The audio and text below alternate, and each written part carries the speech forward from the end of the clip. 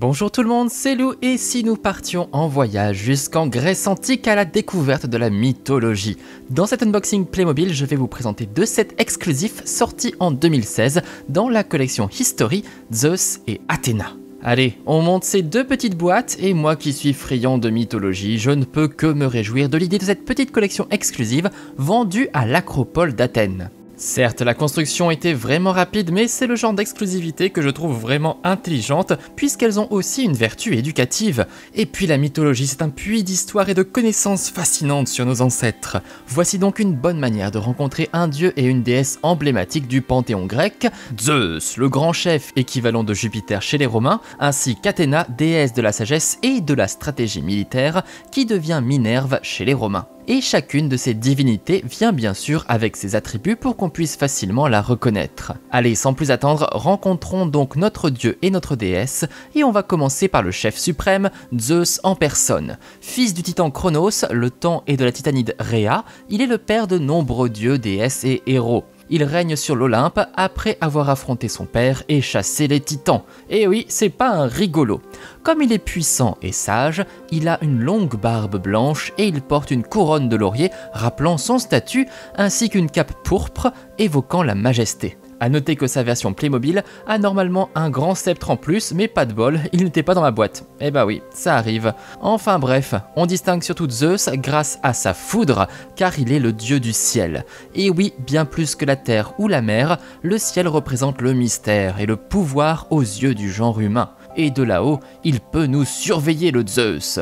Sa position de dieu suprême fait qu'on le représente souvent assis sur un trône et notre Zeus Playmobil nous vient d'ailleurs avec cette jolie assise. Ben voilà, il est pas tout mimi comme ça. L'animal qui le représente est bien évidemment l'aigle, oiseau puissant et féroce qui vit lui aussi dans le ciel. Bon, dans la version Playmobil, on a droit à un pyrargue, cousin de l'aigle, qui est surtout connu pour être l'emblème des États-Unis. Bon, c'est pas vraiment ça, mais on comprend l'idée quand même. J'en profite pour vous montrer ces jolis piédestaux qui viennent avec chaque divinité. Le petit plus, ils sont directement tampographiés. Pas besoin d'autocollant et ça fait plaisir. C'est écrit en grec et cela signifie à gauche sanctuaire de Zeus, à droite sanctuaire d'Athéna. On peut poser dessus les animaux fétiches, puisque chaque dieu vient aussi avec l'animal qui le caractérise. Je vous propose justement de passer à Athéna, déesse de la sagesse et de la stratégie guerrière, que l'on reconnaît à sa lance et son casque. Prête au combat depuis son plus jeune âge, puisqu'elle est sortie toute armée du crâne de son père Zeus. Quelle affaire! Mais on reconnaît aussi le visage de Méduse, la terrible gorgone représentée sur le bouclier d'Athéna.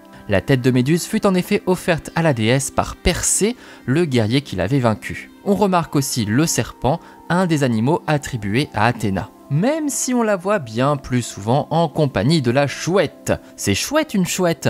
L'animal nocturne symbolise en effet la sagesse, le savoir, le fait de pouvoir voir dans l'obscurité, bref, l'intelligence. C'est joli tout ça, non ? Voilà donc nos deux figurines qui sont sinon sobrement vêtues, époque antique oblige, hein, pas de jean. Mais bon, j'aime bien la toge d'Athéna avec ce beau drapé. Et l'idée d'ajouter les attributs et les piédestaux valorise beaucoup le contenu. D'ailleurs, on a également droit à deux petites cartes plastifiées représentant les dieux avec tout ce qu'il faut savoir sur eux, ainsi qu'une biographie complète. Bon, cette carte d'identité est en grec, du coup je ne comprends rien, mais je la trouve très jolie.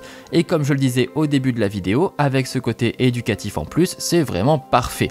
C'est juste dommage de ne pas avoir donné une traduction, au moins en anglais. Et voilà, nous avons fait le tour de nos deux figurines divines. Qu'en avez-vous pensé? Moi personnellement, je suis vraiment trop fan de l'idée. La mythologie est une source incroyable d'histoire, donc j'espère qu'elle va se développer chez Playmobil. En attendant, je vous invite à consulter toutes mes vidéos d'unboxing pour découvrir encore d'autres fabuleuses boîtes. Si ça vous a plu, pensez surtout au petit pouce bleu et au partage pour faire découvrir ces dieux. On se retrouve comme toujours dans les commentaires et bien évidemment pour être sûr de ne pas louper les prochains unboxings, il faut à tout prix s'abonner. Allez, à très vite dans le monde merveilleux des Playmobil. Ciao!